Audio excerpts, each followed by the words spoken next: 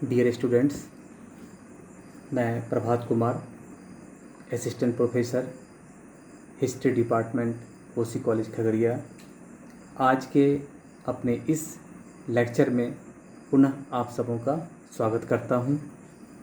आज का मेरा यह लेक्चर एमए सेमेस्टर 2 एवं बीए पार्ट 1 ऑनर्स के स्टूडेंट्स को समर्पित है। आज मैं जिस टॉपिक की चर्चा करूंगा, या यूँ कहें कि आज हम लोग जिस टॉपिक को समझने वाले हैं वह है rise of Mussolini and fascist policy, यानी मुसोलिनी एवं फासीवादी सिद्धांतों का उदय। इस टॉपिक को एमए सेमेस्टर 2 के 6th पेपर, जो कि है history of Europe and modern world between 1919 to 2000 के यूनिट 2 अथवा क्रेडिट 2 के अंतर्गत पढ़ना है, तथा साथ ही यह टॉपिक बीए पार्ट 1 ऑनर्स के 2nd पेपर के सिलेबस के अंतर्गत भी शामिल है। अर्थात यह टॉपिक एमए सेमेस्टर 2 के साथ साथ बीए पार्ट 1 ऑनर्स के स्टूडेंट्स के लिए भी महत्वपूर्ण है। अब आगे बढ़ने से पहले एमए सेमेस्टर 2 के 6th पेपर के यूनिट 2 अथवा क्रेडिट 2 के अंतर्गत शामिल टॉपिक्स को मैं यहाँ थोड़ा विस्तार में स्पष्ट कर दूँ। दरअसल जो यूनिट 2 या क्रेडिट 2 है और उसका जो शीर्षक है वह है rise of totalitarianism in Europe, अर्थात यूरोप में सर्वाधिकारवाद या अधिनायकवाद अथवा एक दलीय शासन पद्धति का उदय। इस यूनिट 2 या क्रेडिट 2 के अंतर्गत 3 टॉपिक्स को पढ़ना है। इसमें से पहला है rise of Mussolini and fascist policy, दूसरा है rise of Hitler and Nazism, और जो तीसरा है वह है causes and significance of the Spanish civil war. इन तीनों टॉपिक्स को बारी बारी से हम लोग पढ़ेंगे या समझेंगे। तो आइए आज हम लोग rise of Mussolini and fascist policy, अर्थात मुसोलिनी एवं फासीवादी सिद्धांतों या शक्तियों के उदय को विस्तार से समझते हैं। दरअसल इटली की फासीवादी शक्तियाँ एवं जर्मनी की नाजीवादी शक्तियाँ, जो कि लोकतांत्रिक शासन पद्धति के विपरीत व्यवस्था थी, यह अधिनायकवाद अथवा सर्वाधिकारवाद अथवा एक दलीय शासन पद्धति में आस्था रखने वाली एक जैसी विचारधारा थी।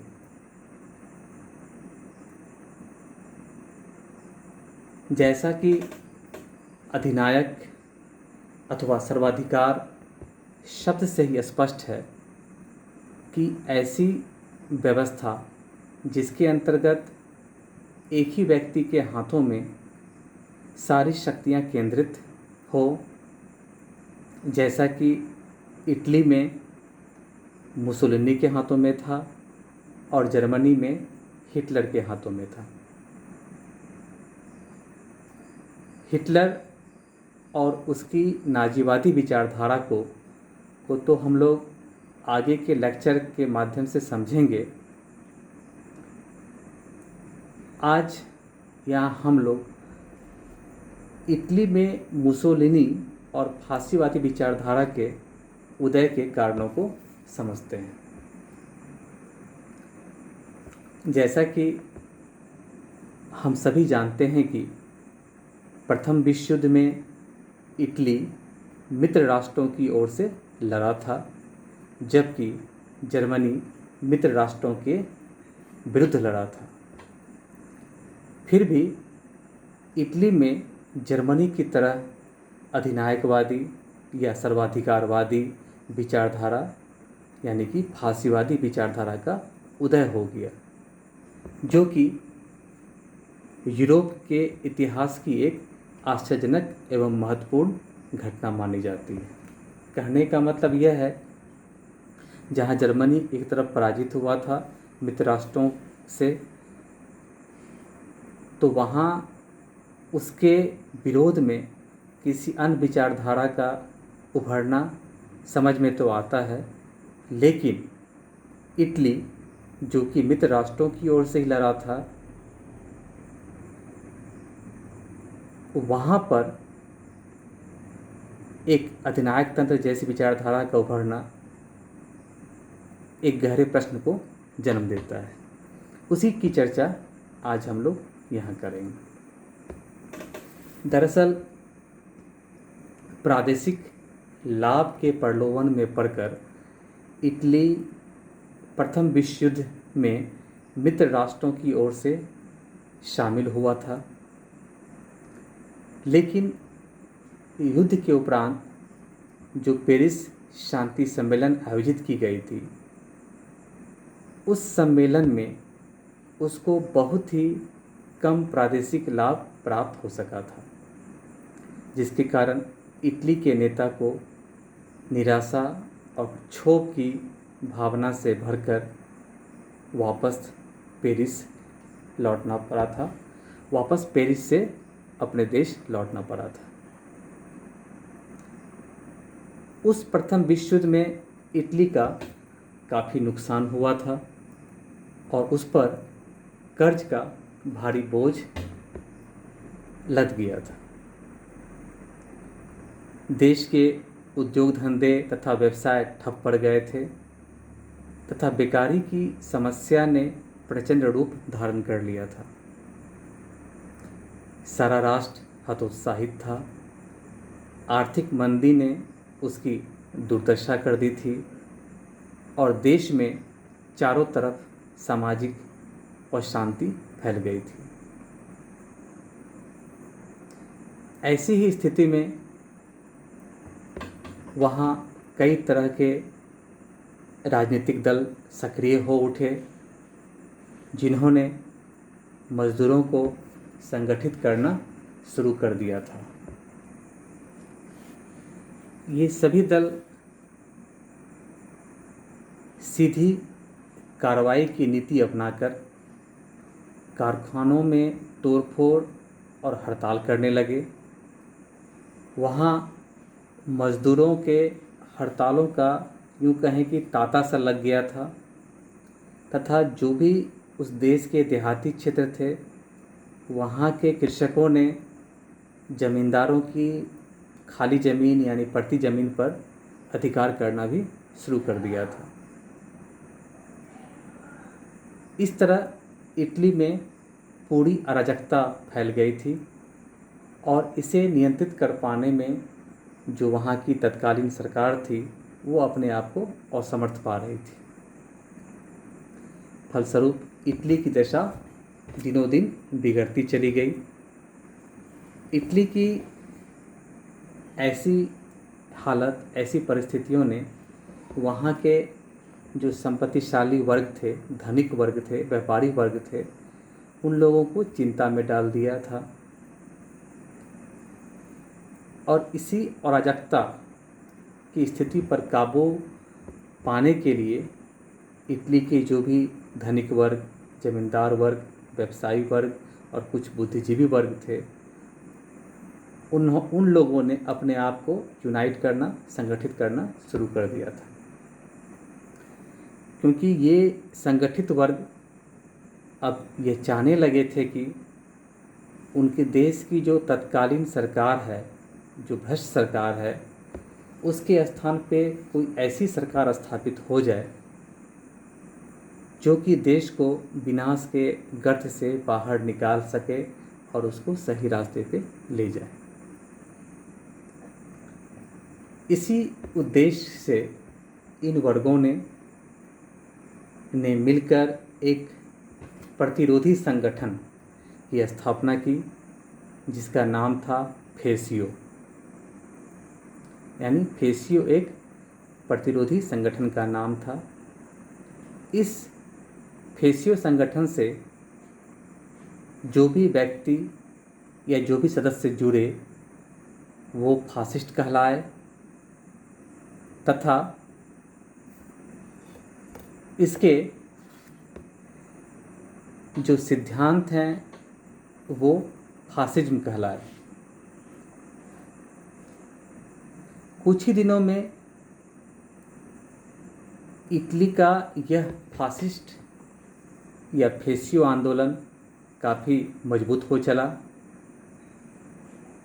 तथा बाद में इस दल को एक योग्य नेता मिला जिसका नाम था बेनिटो मुसोलिनी।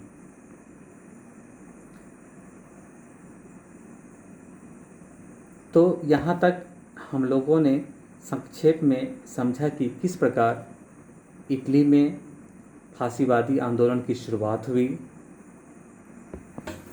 आइए अब समझते हैं कि मुसोलिनी किस प्रकार फांसीवादी आंदोलन से जुड़ा तथा उसे किस तरह चरम स्तर पर पहुंचाया।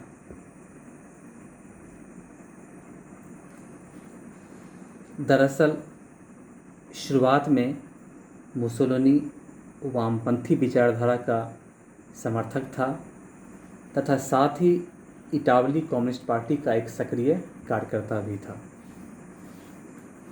लेकिन प्रथम विश्व युद्ध की शुरुआत होते ही उसकी विचारधारा में परिवर्तन आया और वह घोर राष्ट्रवादी बन गया, तथा युद्ध की समाप्ति के बाद उसने जो प्रतिरोधी संगठन था फेसियो, उस फेसियो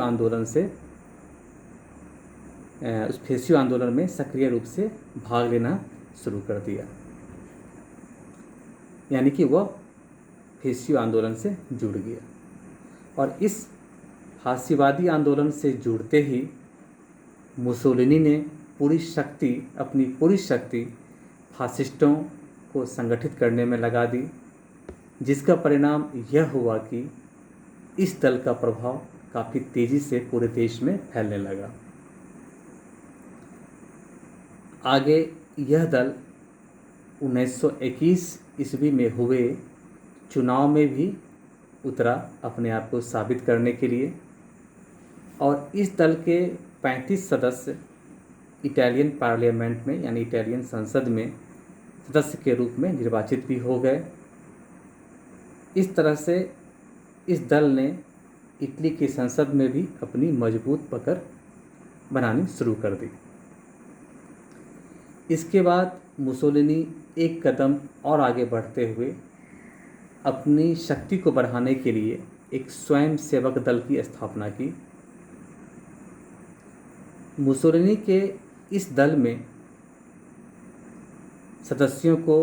उसके सदस्यों को वर्दी पहनने, हथियार बांधने, परेड करने, झंडा रखने की शिक्षा देना शुरू कर दिया तथा स्वयं इस दल का सेनापति बन गया। फासिस्टों के इस संबंध में एक बात और जो मैं आप सभी को बताना चाहूँगा वह यह कि इस संगठन के सदस्य जो कमीज पहनते थे उसका रंग काला होता था, इसलिए यह दल विश्व इतिहास में काली कमीज यानी ब्लैक शर्ट्स के नाम से भी प्रसिद्ध है। कुछ ही समय में मुसोलिनी का फासिस्ट दल इटली का सर्वाधिक महत्वपूर्ण राजनीतिक संगठन बन गया था। आगे मुसोलिनी ने अपनी स्वयंसेवक सेना के जरिए मारपीट और तोड़फोड़ का सहारा लेकर अपने जो विरोधी थे, राजनीतिक विरोधियों को, विशेषकर खासकर कम्युनिस्टों का दमन करना शुरू कर दिया था तथा इटालवी कम्युनिस्ट पार्टी को पंगु बना दिया था। लेकिन मुसोलिनी और उसके दल द्वारा कम्युनिस्टों के खिलाफ जो इस प्रकार की कार्रवाई की जा रही थी, इसके खिलाफ तत्कालीन सरकार ने कोई सख्त कदम नहीं उठाया, अर्थात मुसोलिनी के खिलाफ किसी प्रकार का एक्शन नहीं लिया गया, ना ही उसका कोई विरोध किया गया। तत्कालीन सरकार द्वारा कोई भी सख्त कदम नहीं उठाए जाने के शायद दो कारण हो सकते होंगे।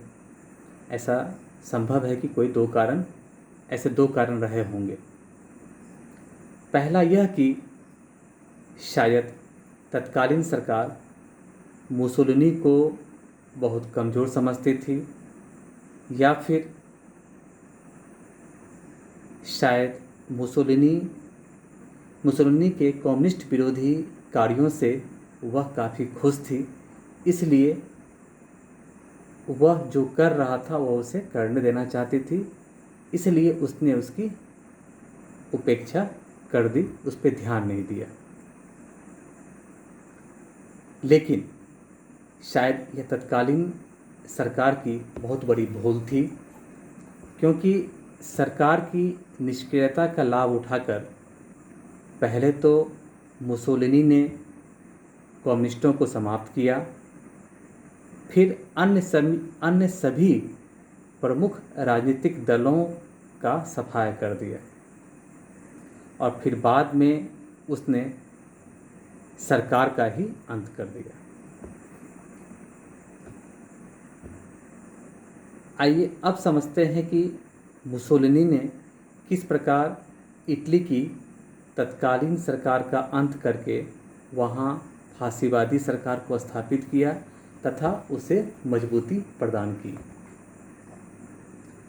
दरअसल तत्कालीन सरकार की ढुलमुल नीति के कारण ही मुसोलिनी का हौसला दिनों दिन बढ़ता चला गया और वह सरकार पर अधिकार जमाने की चेष्टा करने लगा।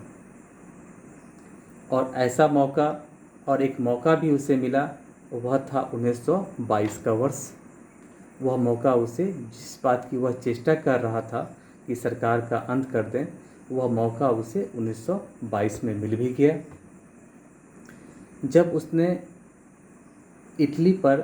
इटली की सरकार पर अपना अधिकार जमाने के उद्देश्य से नेपल्स नगर में एक सभा का आयोजन किया। नेपल्स एक शहर का नाम है जो इटली में अवस्थित है। इस सभा में उसके 40,000 के लगभग अस्त्र शस्त्रों से सुसज्जित स्वयंसेवकों के साथ साथ बड़ी संख्या में उसके दल और कार्यकर्ता और सदस्य भी शामिल हुए। मुसोलिनी की हिम्मत इतनी अधिक बढ़ गई थी कि अपनी शक्ति पर भरोसा कर उसने सम्मेलन के खुले अधिवेशन में मांग रखी कि इटली का शासन प्रबंध तत्काल फासिस्टों के हाथों में सौंप दिया जाए, अन्यथा रोम पर आक्रमण करना होगा। और इस कार्य के लिए उसने 27 अक्टूबर का दिन निश्चित किया और उस निर्धारित तिथि को फासिस्टों ने नगर में प्रवेश करना शुरू कर दिया। इटली के अन्य बड़े नगरों में भी उसी दिन फासिस्टों ने उत्पात मचाना शुरू कर दिया तथा सभी स्थानीय सरकारी संस्थाओं पर अधिकार कर लिया। लेकिन इतना कुछ हो जाने के बाद भी तत्कालीन सरकार कुछ भी कार्रवाई करने की हिम्मत नहीं जुटा पाई। इतना ही नहीं, इटली के प्रधानमंत्री ने भय से त्यागपत्र भी दे दिया।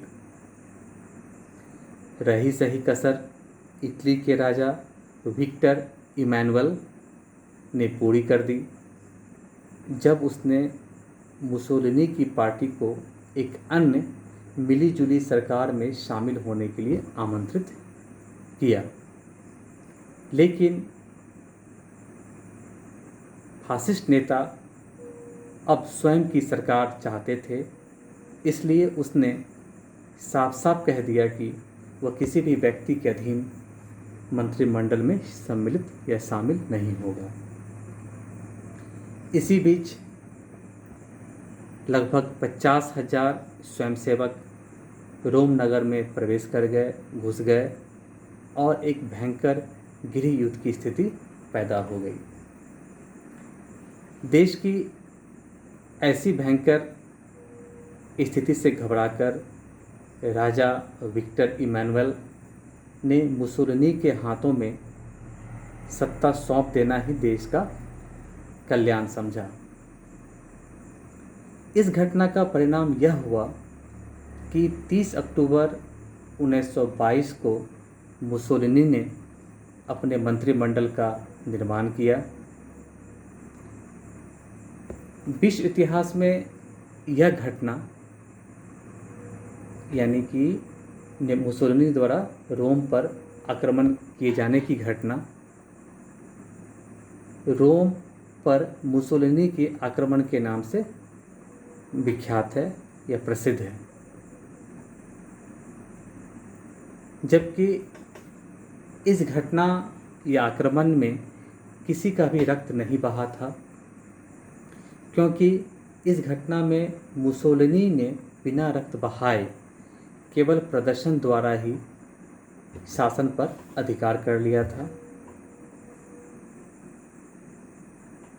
फिर भी इस घटना को मुसोलिनी का रोम पर आक्रमण की घटना नाम दिया गया है। अब मुसोलिनी प्रधानमंत्री बन जाता है देश का। प्रधानमंत्री बनते ही मुसोलिनी ने राज्य की समस्त शक्तियाँ अपने हाथों में केंद्रित करना शुरू कर दिया। परिणामस्वरूप जल्द ही फासिस्ट दल को छोड़कर अन्य सभी राजनीतिक दलों को तोड़ दिया गया। न्यायालयों की जो जुड़ी पद्धति थी उसको समाप्त कर दिया गया। राजनीतिक अपराधियों के लिए विशेष न्यायालय स्थापित किए जाने लगे या किए गए। स्कूल और कॉलेजों में फासिस्ट विचारधारा के आधार पर शिक्षा दिया जाना अनिवार्य कर दिया गया। साथ ही हड़तालों और मजदूर यूनियनों की गतिविधियों पर प्रतिबंध लगा दिया गया। इस प्रकार अपने विरोधियों का दमन करके मुसोलिनी इटली का अधिनायक बन बैठा।